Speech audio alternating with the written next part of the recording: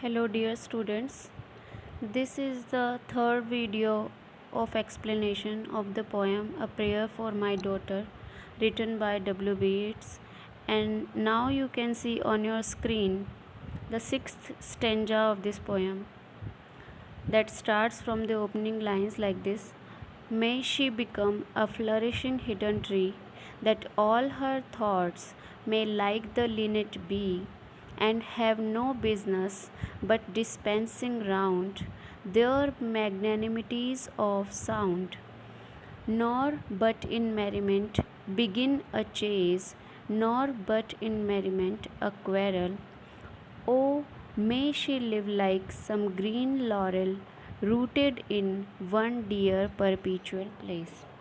As we have known that in this poem the poet is constantly praying for for his daughter, and he thinks some of the good qualities that his daughter should have whenever she will get old, or whenever she will become young. So in this he is saying that the poet would like his daughter to grow like a flourishing tree.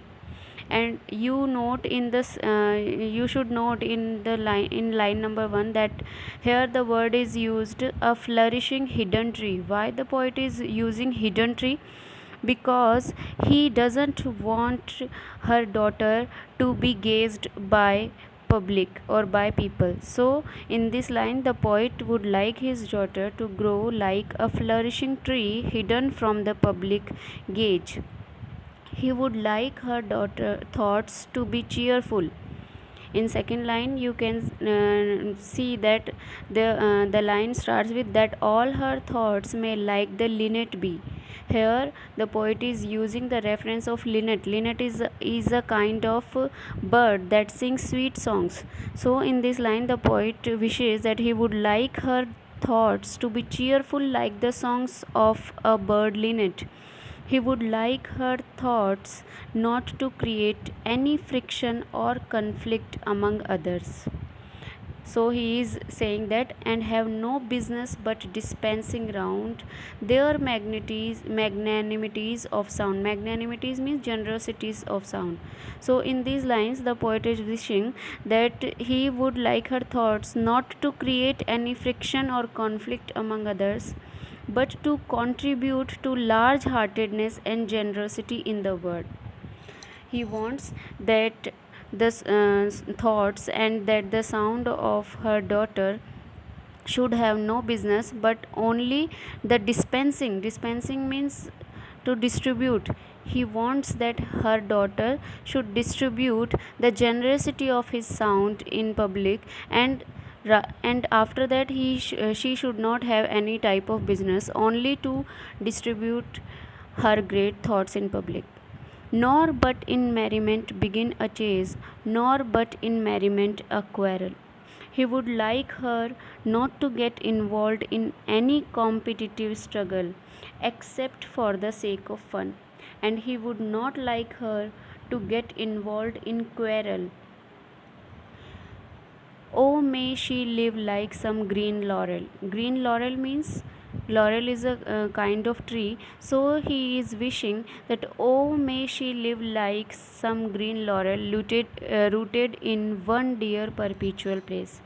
The poet he wishes her to live like a green laurel tree rooted permanently in one dear spot, rooted in one dear perpetual place. Perpetual means permanent place. So he is wishing for her daughter to be like a green laurel, to be like a tree that always rooted at one place permanently. In stanza number 7 the line starts from, my mind, because the mind that I have loved, the sort of beauty that I have approved, prosper but little, has dried up of fate, yet knows that to be choked with hate. May well be of all evil chances chief, if there is no hatred in a mind, assault and battery of the wind can never tear the linnet from the leaf. Now students, take notice of that the in stanza 7 there is a matter, there is a format to read or to explain the lines. What is this? That you have to connect line number 1 to line number 3. And now you see very carefully that I am using the matter, the pattern right now before you. So we will study like this: my mind, and after there is a comma. So we will connect this line to third line, and we will study it like this: my mind has dried up of fate. That is written in third line. So I am reading like this: my mind has dried up of fate, dried up of late. Now we will go again to first line: because the minds that I have loved, the sort of beauty that I have approved, prosper but little. This is the pattern to read. And now we come to fourth line, and after fourth line, all the lines will be follow as usual.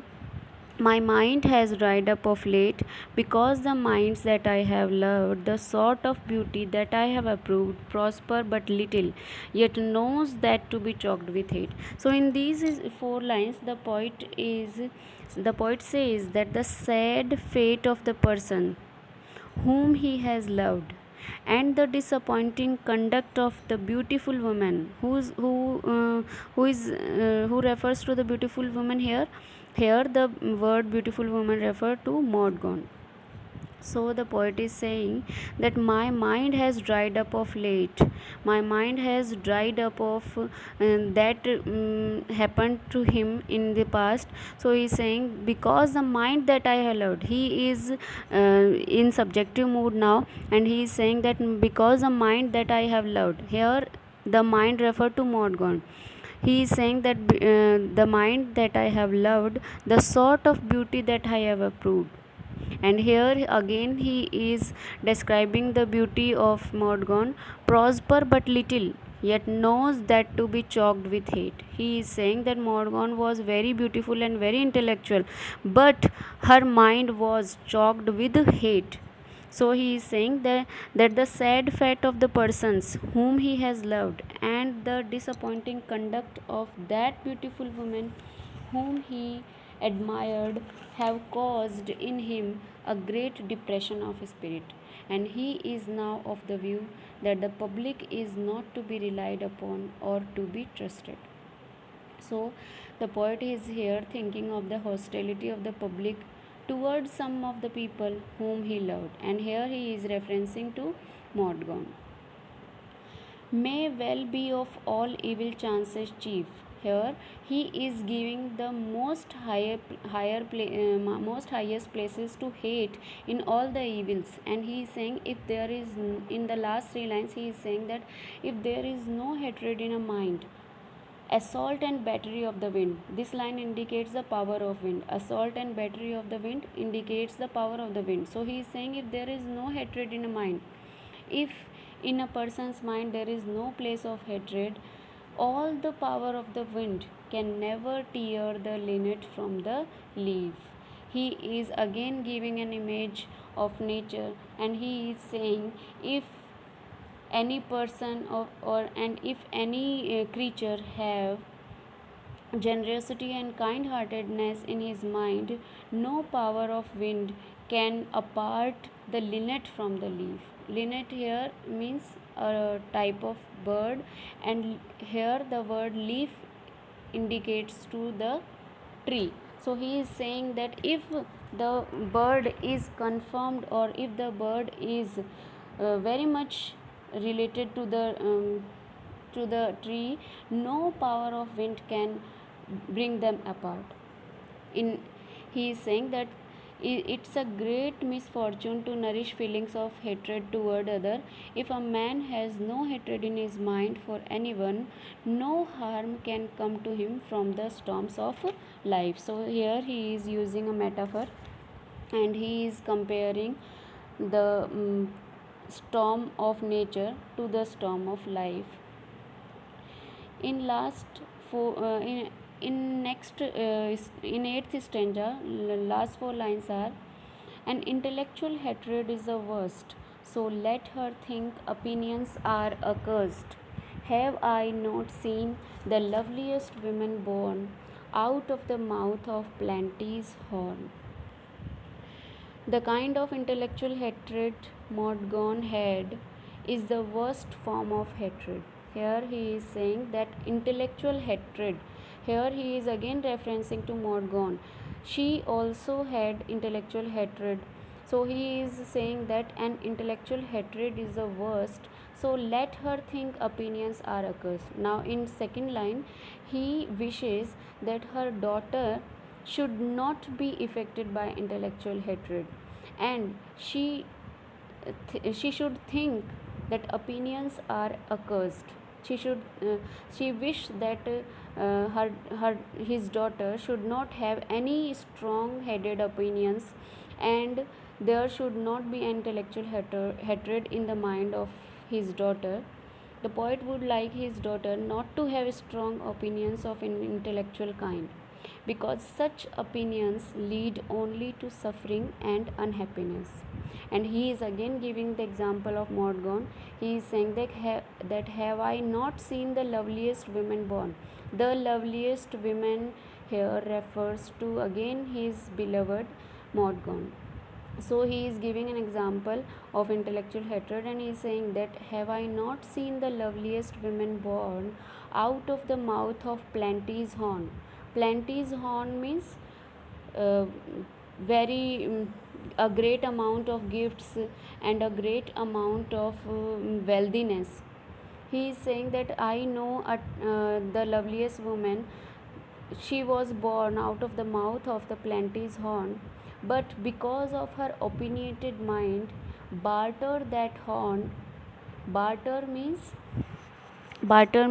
a dealing that have only the losses. So he is saying that although Mordaunt was very much intelligent, and she was experiencing the aristocratic family, the richness of that family, the gifts of her luck, but at last, because of her opinionated mind, she lost all these, and every good by quiet natures understood. Now in next line, in line number 6, he is saying that every good by quiet natures understood.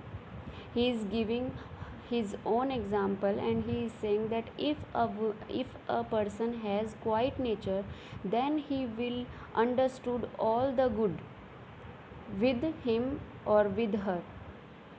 And in last line, he is writing a line in an interrogation type, and he is saying that for an old bellows full of angry wind. Here he is giving the example of John McBride, who was the husband of Mordaunt, and he is saying that only the quiet natured people can understand the very good in them. But for what the people like John McBride, who has old bellows full of angry wind, who has full of angry thoughts. So under the influence, so he is again explaining that under the influence of her strong political opinion, Mordaunt sacrificed her prosperity and her excellent qualities of birth and breeding in order to become an angry agitator and propagandist. And at last, Mordaunt received nothing but a man, that is John McBride, whom the poet is calling old bellows full of angry wind. So that's all for today, and in tomorrow we will complete this poem, a prayer for my daughter. The last two stanza is remaining, and in this video I have explained you stanza 6, 7 and 8, and now the homework is that you have to read it again, you have to listen the video again, and you taking notes of analysis of these three stanzas. So thank you all.